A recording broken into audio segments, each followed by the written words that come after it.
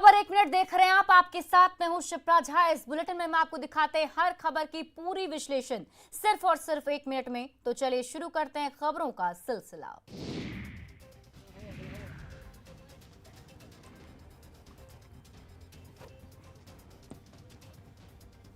बेतिया के शिकारपुर थाना क्षेत्र से एक 16 साल की छात्रा की हत्या का मामला सामने आया है। हसनापुर गांव के मदरसा इस्लामिया के क्लासरूम से छात्रा का शव बरामद किया गया। शव मिलने के बाद से इलाके में सनसनी फैल गई। आशंका जताई जा रही है कि दुष्कर्म के बाद उसकी गला दबाकर हत्या कर दी गई है। जानकारी के अनुसार मृतक छात्रा शनिवार की रात 10 बजे शौच के लिए निकली थी, लेकिन घर लौटकर वापस नहीं आई। परिजनों ने काफी खोजबीन की, लेकिन उसका कोई अता पता नहीं चला, जिसके बाद आज सुबह ग्रामीणों ने उसके शव को हसनापुर के एक मदरसे में देखा, जिसके बाद ग्रामीणों ने इसकी सूचना पुलिस को दी। सूचना मिलते ही शिकारपुर पुलिस घटना स्थल पर पहुंची और शव को कब्जे में लेकर पोस्टमार्टम के लिए भेज दिया है और मामले की छानबीन कर रही है।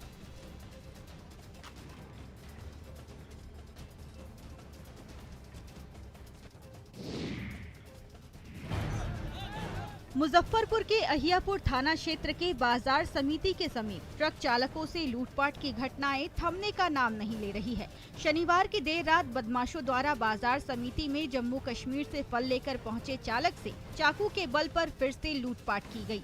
यही नहीं, विरोध करने पर शरीर पर कई जगहों पर चाकू से हमला कर दिया गया। हमले में ट्रक का चालक घायल हो गया। घटना के विरोध में रविवार की सुबह बाजार समिति के समीप हाईवे को जाम कर दिया गया। ट्रक चालकों और कारोबारियों द्वारा पुलिस के खिलाफ आक्रोश जताया गया। उग्र लोगों ने सड़क पर टायर जलाकर प्रदर्शन किया। सूचना पर अहियापुर थाने की पुलिस मौके पर पहुंची और लोगों को समझाकर जाम खत्म किया। हालांकि इस दौरान लोगों के गुस्से का भी सामना करना पड़ा।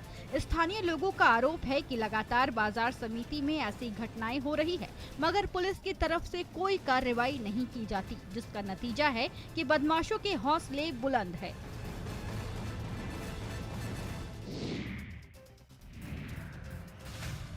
त्योहारों की भीड़ में अपराधी तत्व भी सक्रिय हैं। खगड़िया जिले के गोगरी थाना क्षेत्र से ऐसी ही घटना सामने आई है, जहां जमालपुर बाजार में शनिवार को एक ज्वेलरी शॉप में हाथ साफ करने वाली 2 शातिर युवतियों को पकड़ा गया।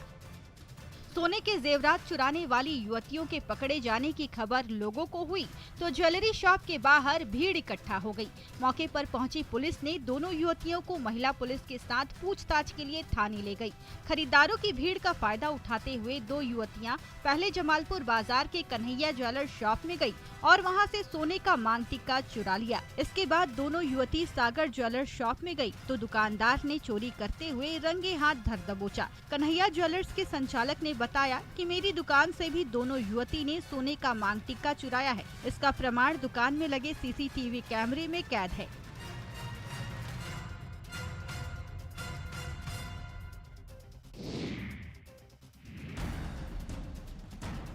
राजधानी पटना से दिल को दहला देने वाली एक घटना सामने आई है। मामला सिटी इलाके के आलमगंज थाना क्षेत्र के पठान टोली नरकट घाट शीश महल मदरसा के समीप का है, जहां असामाजिक तत्वों ने एक घर में आग लगा दी। अगलगी की इस घटना में एक ही परिवार के 9 लोग झुलस गए। झुलसे लोगों में 5 बच्चे भी शामिल हैं, जिनका विभिन्न निजी अस्पतालों में इलाज चल रहा है। सभी की स्थिति खतरे से बाहर बताई जाती है। अगलगी की घटना में घर में रखे 2 मोटरसाइकिल और घर के अन्य सामान भी जलकर खाक हो गए। बाद में फायर ब्रिगेड की टीम ने मौके पर पहुंचकर आग पर काबू पा लिया। घटना अहले सुबह की बताई जाती है। अगलगी की घटना की पूरी वारदात घर के पास लगे सीसीटीवी कैमरे में कैद हो गई। सीसीटीवी फुटेज में 2 संदिग्ध युवक घर के पास नजर आ रहे हैं, जो घर में आग लगाने के बाद मौके से भागते नजर आ रहे हैं।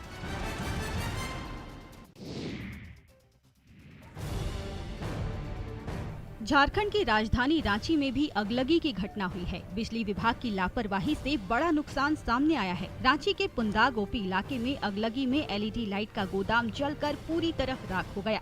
इस अगलगी में करीब 77 लाख के सामान जलकर बर्बाद हो गए।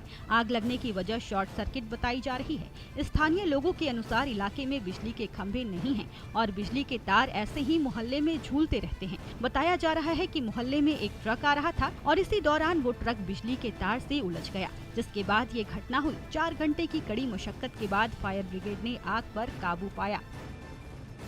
राजधानी रांची में एक बड़ी घटना कहा जाए तो शॉर्ट सर्किट की वजह से घटी है और एक पूरा का पूरा गोडाउन जो है वो पूरी तरह से जलकर खाक हो गया है। जो अनुमान लगाया जा रहा है करीब 76 लाख के जो सामान है वो जलकर राख हो गए हैं।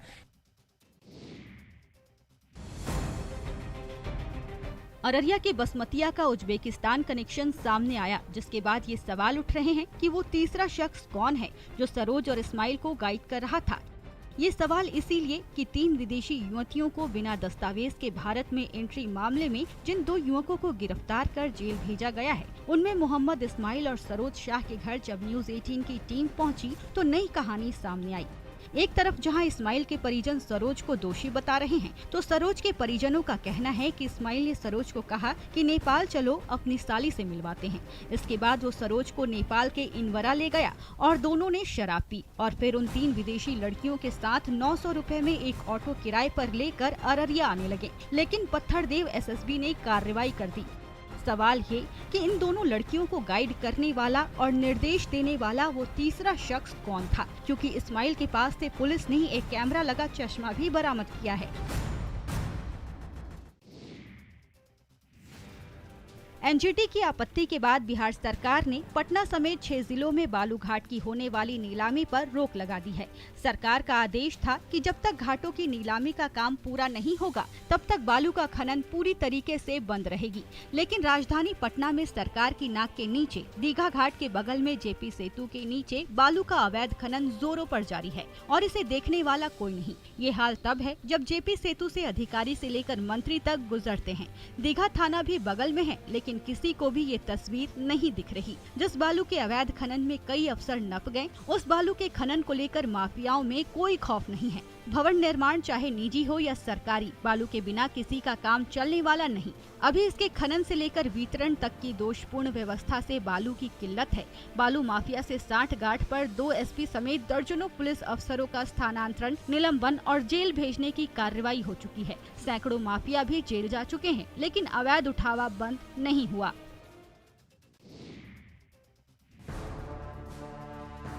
बेगूसराय जिले के लाल आर्मी के लेफ्टिनेंट ऋषि रंजन सिंह जम्मू कश्मीर के नौशेरा सेक्टर में लैंड माइन विस्फोट में शहीद हो गए। बेगूसराय शहर के वार्ड 16 पिपरा के रहने वाले राजीव रंजन सिंह के इकलौते बेटे लेफ्टिनेंट ऋषि कुमार के शहीद होने पर उनके घर में मातम छा गया है। घटना की पुष्टि शनिवार की शाम 6 बजे हुई। सेना की ओर से उनके घर पर फोन कर ऋषि के शहीद होने की सूचना दी गई। घटना की खबर सुनते ही पूरे घर में कोहराम मच गया। लेफ्टिनेंट ऋषि की मां का रो रो कर बुरा हाल हो गया। घटना की खबर सुनकर आसपास के लोग और उनके जानने वाले उनके घर पहुंचकर मां पिताजी को ढांढस बंधा रहे हैं। ऋषि रंजन सिंह घर के इकलौते चिराग थे। बेगूसराय शहर के पीपरा मीरगंज मोहल्ले के 23 साल के लेफ्टिनेंट ऋषि रंजन सिंह का परिवार रहता था। ऋषि रंजन के पिता फर्नीचर का व्यवसाय करते थे। 2 बहनों में ऋषि अकेले भाई थे। शहादत की खबर मिलने के बाद लोग सन्न हैं।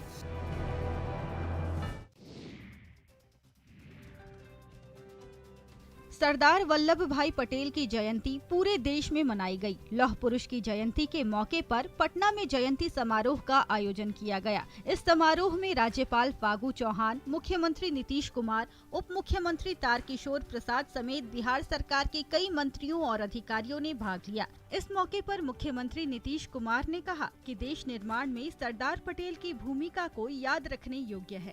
सरदार वल्लभ भाई पटेल की जयंती के मौके पर पटना में उनके चित्रों से संबंधित प्रदर्शनी लगाई गई। साथ ही इस दिन को राष्ट्रीय एकता दिवस समारोह के रूप में मनाया गया। इस चित्र प्रदर्शनी में कई ऐतिहासिक चित्रों को लगाया गया। मकसद आने वाली पीढ़ी को सरदार वल्लभ भाई पटेल के जीवन से संबंधित पहलुओं के बारे में जानकारी देना है।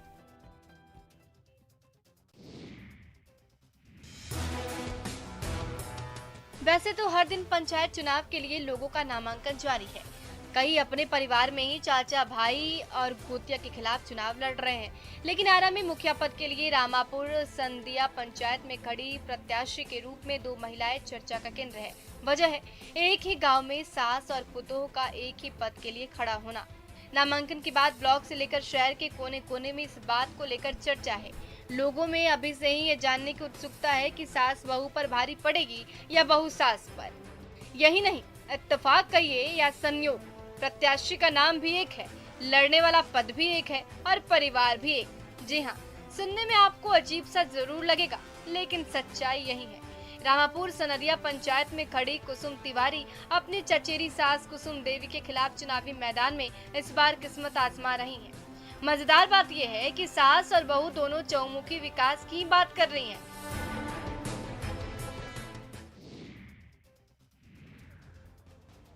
एक गांव ऐसा है जहां के लोगों के लिए गंदा पानी पीना मानो एक अभिशाप बन गया है। चारों दिशा से जंगल से घिरे इस गांव को प्रशासन और जनप्रतिनिधियों ने भी अछूता कर रखा है। गांव के लोग गंदा, दूषित, मटमैले पानी को छानकर वर्षों से पीते आ रहे हैं। ग्रामीणों ने बताया कि गांव में पेयजल के लिए कोई व्यवस्था नहीं है। तीसरे प्रखंड में है ये गाँव, जिसका नाम है लक्ष्मी बथान। गांव में अभी भी पीने के पानी का कोई व्यवस्था नहीं है। गांव से 2 किलोमीटर दूर इस नाले से लोग पानी लेकर जाते हैं। इसी नाले से गांव के लोग भी प्यास बुझाते हैं और जानवर भी। गांव में सड़क और स्कूल भी नहीं है। यहाँ के लोगों ने पानी की समस्या से कई बार सरपंच और अधिकारियों को अवगत करा चुके हैं, लेकिन कोई कुछ सुनने के लिए तैयार नहीं। झारखंड के आदिवासी इलाकों में पानी की बड़ी किल्लत है। यहाँ लोग सालों से इस समस्या का सामना करते आ रहे हैं, लेकिन उनकी सुनने वाला कोई नहीं। यहाँ लोगों को खाने के लिए तो राशन मिल भी जाता है, लेकिन पानी की समस्या बनी रहती है।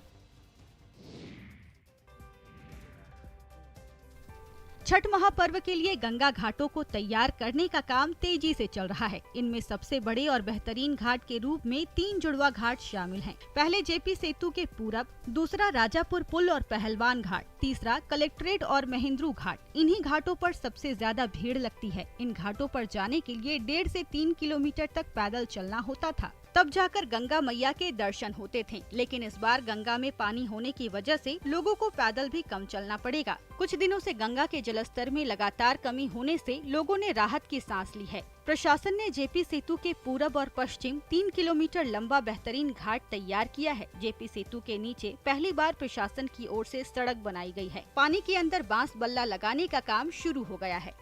कि किस तरीके से छठ घाटों को अंतिम रूप दिया जा रहा है। कैमरा पर्सन सुबोध के साथ संजय कुमार, न्यूज़ 18 पटना।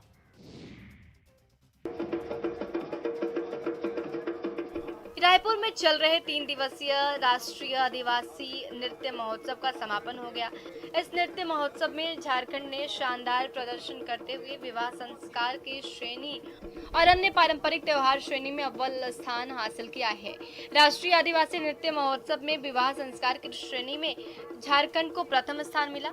इसमें झारखंड के आदिवासी डांसर्स को 5 लाख का चेक, शील्ड और प्रमाण पत्र दिए गए। वहीं अन्य पारंपरिक त्योहार श्रेणी में झारखंड के प्रसिद्ध छऊ नृत्य को प्रथम स्थान मिला। इसमें छऊ नर्तकों को 5 लाख का चेक, स्मृति चिन्ह और प्रमाण पत्र दिया गया। आदिवासी महोत्सव के जरिए गीत, संगीत, नृत्य और संस्कृति को एक मंच पर पेश किया गया। सीएम भूपेश बघेल ने इस मौके पर कहा कि आदिवासी महोत्सव के माध्यम से हमने गीत, संगीत, नृत्य और संस्कृति को एक मंच पर पेश करने का काम किया है, ताकि समाज को ये कार्य दिखा सके।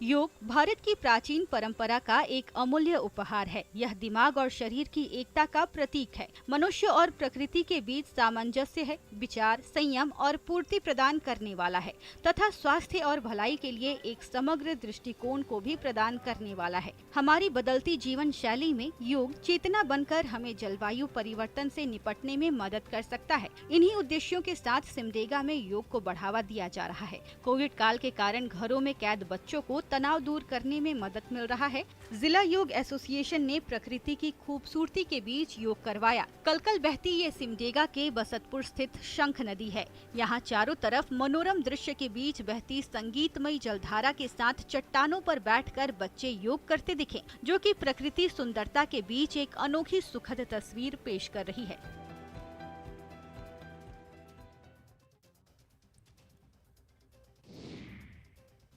और फिलहाल इस बुलेटिन में अभी के लिए बस इतना ही, लेकिन न्यूज़ 18 बिहार झारखंड पर खबरों का सिलसिला लगातार जारी है।